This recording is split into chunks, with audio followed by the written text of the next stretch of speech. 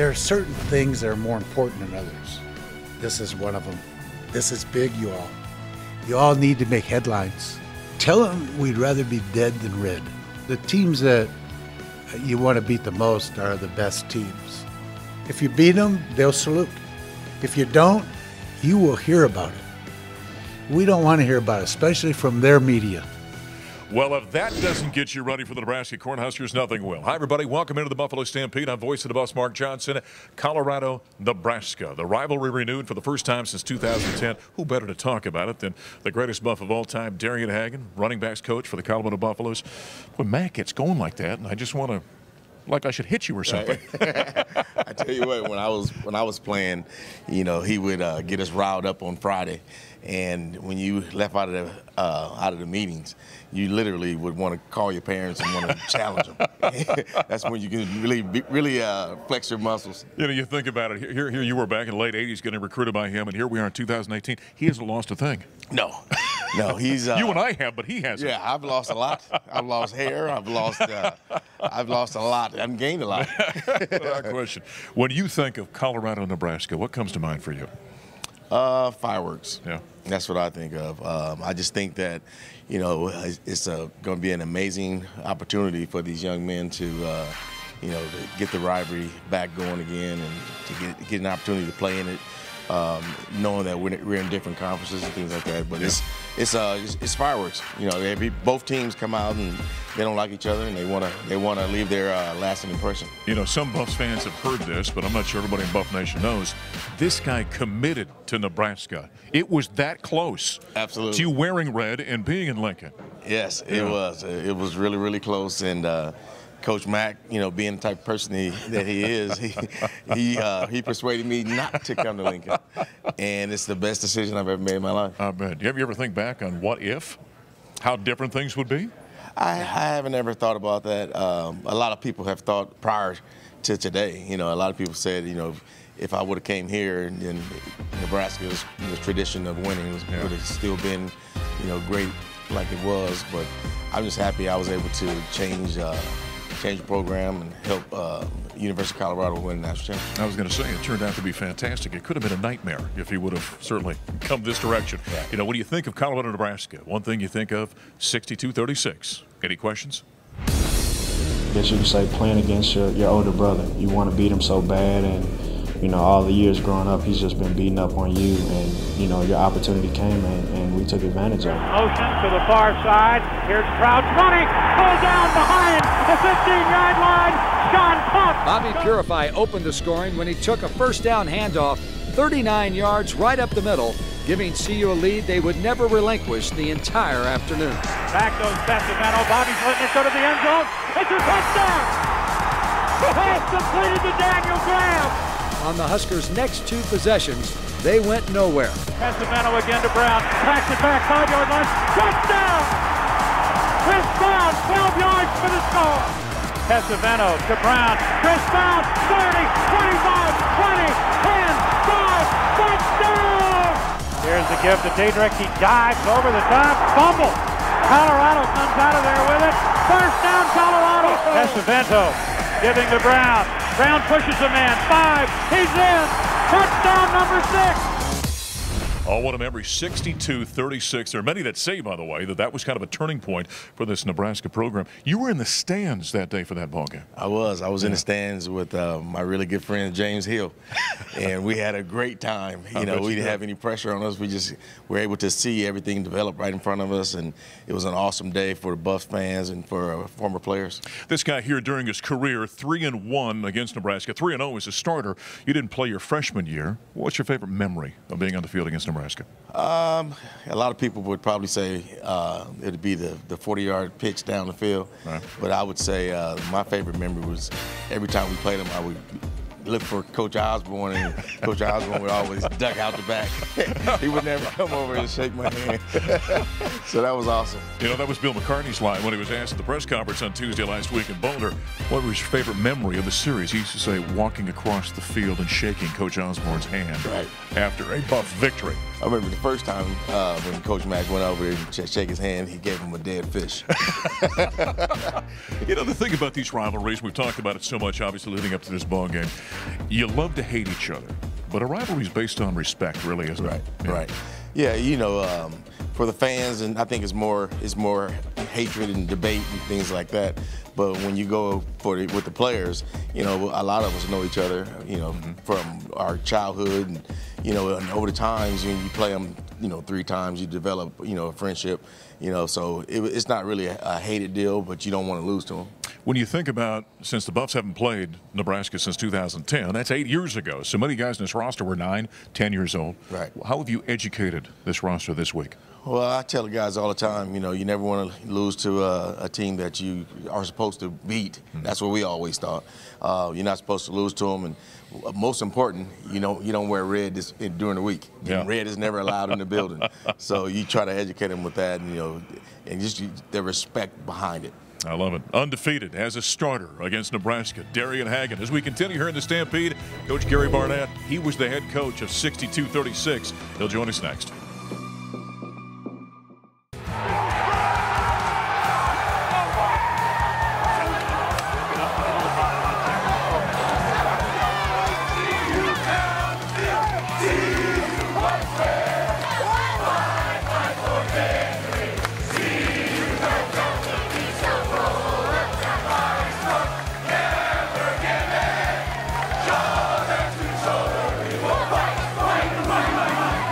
What it looks like in a victorious locker room here in Lincoln, Nebraska, where the Buffaloes beat the Cornhuskers 33-28. Back in the Stampede on Voice of the Buffs, Mark Johnson, Coach Gary Barnett joining us.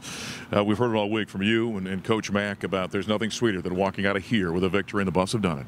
The only thing sweeter is singing the fight song in the locker room that you just saw, because, you know, the rest of your life you'll never forget that. These guys will, because they're in a fraternity of Buffs who have beaten Nebraska in Lincoln, but beaten them, period. Yeah, last time the Buffs have done that, by the way, this guy was a head coach November of 2004, the last time the Buffs won here in Lincoln. This game here showed us something about this team. It was up and down. They got off to a quick start, 14-0, fell behind. We're getting dominated up front, found a way to kind of plug the holes there. It was really a gut check kind of victory. It was for both teams. You know, these two teams are very, very similar in their youth, similar in their abilities, kind of teams that they're going to have, and it was the way a football game really is supposed to be played. I mean, you like to have them go the other way if you're winning, but it was a great gut check for them. I thought they played with a lot of resiliency. They had a lot of things happen to them that they could have taken a knee and just quit. Both teams could have, but we saw a great game played by two teams who really fought hard and played the game with kind of respect for the game that it should have. Any questions we had about this team, were they answered today, or are we still kind of wondering because it was such a knockdown drag-out? No, I mean, I think you're gonna have that's the way it's going to be for this team most of the year. We're not going to out-athlete too many teams, but we may outplay them. Yeah. And that's what this team's going to be about. Yeah, awful impressive. LaVisca Chenault will out-athlete a lot of people, won't he? Yeah, nobody's going to have one of him. Yeah. Very few are if they do, and you know. He's a difference maker, there's no question, and he's as big a difference maker as I've seen in a long time. 10 catches, 177 yards. That's after 211 last week against Colorado State. Had a receiving touchdown, the game winner of 40 yards, and a rushing touchdown that was basically him against 3 or 4 Husker defenders as he bowled his way into the locker room, or into the end zone, I should say. A lot of alums on the sideline for this one, including Sean Tufts, talking about their time as a Buff against Nebraska. Man, I watched this game growing up, and I remember being 6 years old and walking out of my gym, and if you had a good day at PE, you got to touch Eric Bieniemy's picture. Watching these guys come in here year after year and throw everything we got, and now to come back and have the edge on Nebraska, man, is awesome. Hey, this is Nebraska's first game of the year. They got a freshman quarterback. Yeah, he had a great drive, but we popped in. We separated the ball twice from them, and then the run down Nebraska's throat and put it right in the end zone. Perfect way to start a game. Weird, I've had goosebumps for like 2.5 hours. I don't know how to process like being on this field and being in this environment, but not be able to take it out on anybody. But it's man, it's good to be back. I'm so happy this game's back on the schedule. My favorite memory is how quiet this stadium is when you win. This stadium is 100,000 people sitting in their seat, on their hands, not making a noise. And that is the best part about this stadium. Well, great to see the former Buffs on the sideline enjoying the 33-28 victory by the Buffaloes over the Nebraska Cornhuskers here in Lincoln, Nebraska. The game winner we talked about before the package there, talked about Laviska. The game winner from Stephen to Laviska, 40 yards on both ends. The throw, the catch were spectacular. Yeah, and protection was good on that play, Mark. But that's the best game I've seen Stephen play in the last 2 years. And you know, he made some great throws. He didn't make any bad throws, right. and he, you know, he had a lot of pressure on him. I didn't see him flush out before he should have flushed out.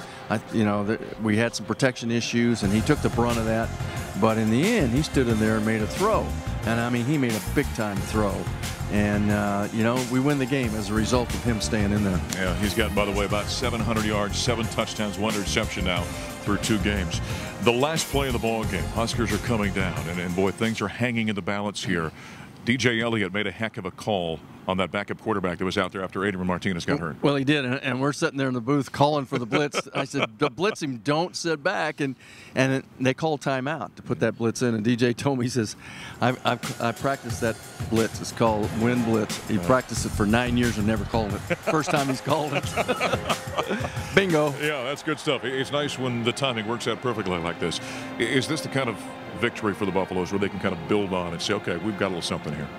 Probably, but you know, I think most victories you can use that. They all count the same. And next week it's going to be somebody else, and the win counts the same. And if you lose, it counts the same. Yeah. So, you know, it's one game at a time. Grow up every week, and just fight. That's what it's about. You know, it's a typical Colorado-Nebraska thing. Now, one thing we talked about going into the season, special teams don't have to worry about them. A couple of missed field goals in this one made things a little tenuous. Well, and we lost our punter. That's right. Which meant we had to use our backup holder for field goals, which nobody thinks about. But right. what a job that kid did. I watched every one of his holes, and every one of them were perfect. And so, plus he had to punt in the game. So, you know, if there's anybody that was pretty valuable in this game, it was him. Yeah, I think you're right. Well, overcome, adapt.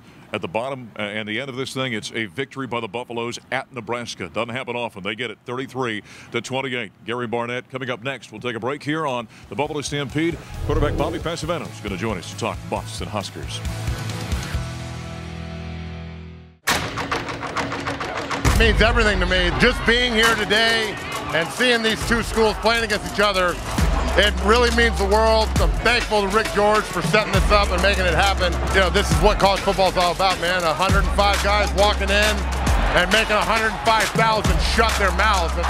Buffs look like they came to play, so things are good. It's incredible. I went to CU to play in this game. So, you know, when I was recruited to CU back in the day, when the same recruiting class as Sean and so many other great Buffs, I went to CU to play in this game and win this game. And I won it 3 times in my 5 years. My last win was here in 04 and walking out Big 12 North champs and sending them home without a bowl game. So this game is big time, and it's what college football is about. And the Buffs came out ready to play, man, and I'm pumped. The Buff fans that are up there in the corner, we see you, and those are the real Buff fans up there. And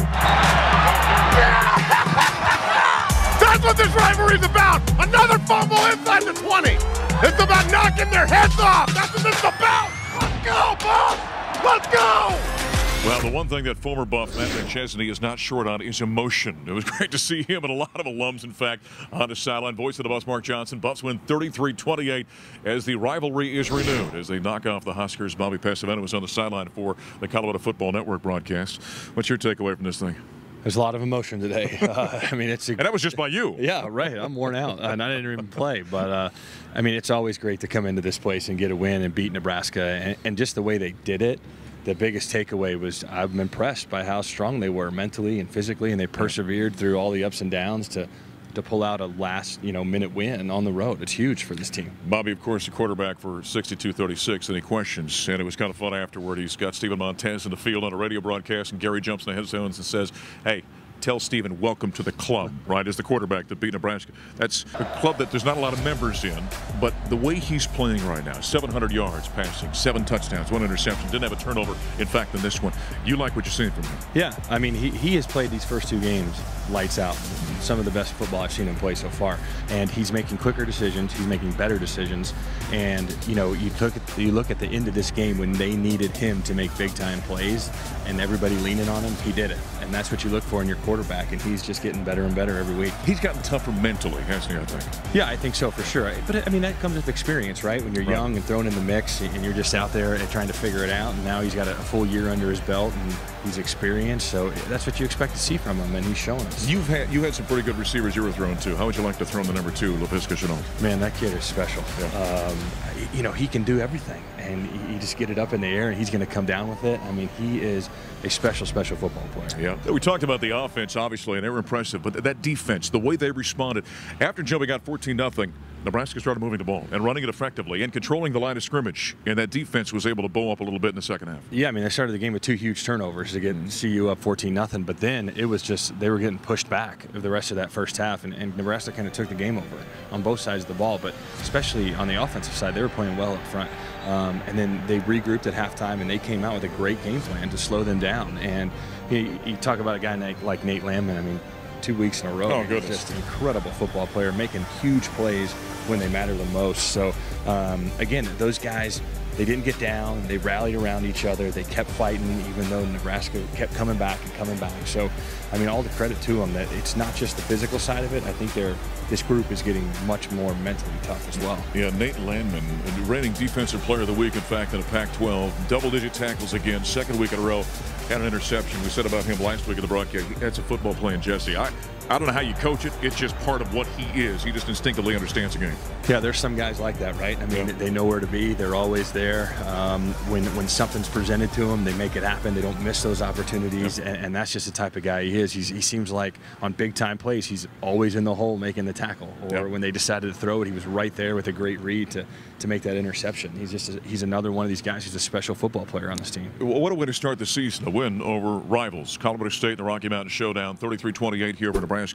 Well, that's some pretty deep water you jumped in to begin with. Now they've got New Hampshire coming in, and then you jump in, the Pac-12 play. This team's got a chance to get off a pretty good start here. Yeah, they got a good shot to be 3-0, but there's these emotional games, CSU and Nebraska, and they got to come back in focused because this could be a game they could easily overlook, being New Hampshire. But I mean, they're not a bad football team. So, they got to get back to work. They got to enjoy this, and have some fun with it. But they got to get back and ready to go to prepare for next Saturday. Good stuff. That's quarterback Bobby Pesavento. He joined us on the radio broadcast of Sidelines. Buffs get the victory, though, 33-28. They knock off the Huskers here in Lincoln. We're going to continue in the Stampede. Athletic Director Rick George joins us next.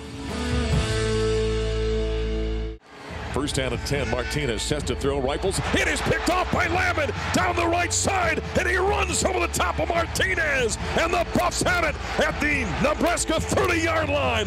How about that defensive read by Nate Landman, the Pac-12 Defensive Player of the Week, his second interception in as many games. Out of the shotgun, takes a snap. He drops. He's got time. He rears back, rifles it downfield. Laviska Chenault makes the grab over the shoulder. Touchdown! Touchdown, Colorado! A 40-yard strike from Montez to Laviska Chenault, silencing the crowd here in Lincoln with 1:06 to play. The Buffaloes take a 33-28 lead. Highlights from the Colorado-Nebraska game. Great to have that rivalry once again. Voice of the Buffs, Mark Johnson. Rick George, athletic director at the University of Colorado. These old Big 12 rivalries, renewing them with non-conference series are kind of fun. Now, Rick was not here when this series was renewed with Nebraska, but you've been involved with Texas A&M coming up, TCU, even though not a Big 12 team, coming up, Georgia Tech coming up. I think for fans, it's always a little bit fascinating how these non-conference contracts, how they ultimately happen.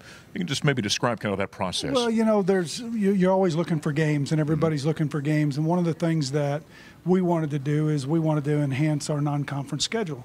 And it just made sense, the Nebraska, and I'm not sure who did that, but, I'm sure it was Mike Bone. And if he did, great job, because it's awesome to have them back on the schedule. And we're looking at Kansas State and, the other schools that you mentioned. Georgia Tech would be a great game, obviously, because, we have there's no dispute about who won the national championship, but on their side, they might think there is.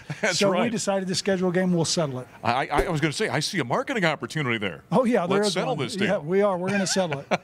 So how frequently are there conversations happening with schools around the country, down the road 4, 5, 6 years? It's not as frequent now as it was 2 or 3 years ago. You know, we wanted to set our schedule out past 25, and we've done that. And, you know, so we feel good about where we are. And, you know, there's discussions here and there, maybe a couple a year that we talk to and try to vet. And, you know, we always want to give our team a chance to win, and we also want our fans to be able to see some really good schools come into Boulder. I was going to say, it's got to be a little bit of a challenge, though, when you're talking, because you're trying to match up schedules, and everyone's working on their individual plan at some point in time. What do you think, with your history with this program, what do you think of when we say Colorado and Nebraska? I see it as a pretty fun rivalry. You know, there's a lot behind it. Bill McCartney really pointed to them, said, I respect their program, and if we want to win, and we've got to beat them. And so he created that, and I think it's a good rivalry, and it's probably more of a rivalry on our part, but I'm excited about it. It's been a great fall so far for sports along with football. Boy, volleyball, soccer, cross country's got off to a great start of this season. Yeah, they have, and you know, soccer just won another great game at Marquette, and they were down 1-0 and came back and scored 2, and you know they're really looking good, and you know we're off to a good start. All this winning is really awesome. I like winning, but I also like the way our student athletes are performing in the classroom. They're doing a great job there, and you know we're doing some real positive things. And you know the other area that we're focused on is we want to make sure that we start talking about mental health and we start engaging them more and providing education and being proactive in our messaging. And speaking of that, Julie Furtado, by the way, a great Buff, was just back recently and talking to the student athletes about mental health. Yeah, she was, and Julie was phenomenal. She has a great story. She lost her mother and her sister to suicide, and we know that's a big initiative for Buffs for Life, Never Again. And on campus, we want to collaborate with our campus, talking about mental health. And we have a campaign called Let's Talk About It. You're going to see more information on our video boards during our contest. We've designated the UCLA game as a mental health awareness game. We want to get the public to start talking about it. We want our students to start talking about it, and we want to be a big piece of that. Rick, that's been one thing about your time in the 5 years you've been the athletic director. Mental health, nutrition. It's really been looking at the student athlete beyond the wins and losses and even the classroom, looking at the entire student athlete, hasn't it? Yeah, it has. It's about the holistic approach that we take, and we've identified 2 areas this year, mental health being one, leadership and career development being another, 2 areas that we can improve on. But I think we're providing really well for our student athletes, and we're doing that because of the support that we get from our alumni and our fans and our donors. All right, good stuff. He's athletic director Rick George. We put a wrap on the Buffalo Stampede this week. We'll talk to you again next week.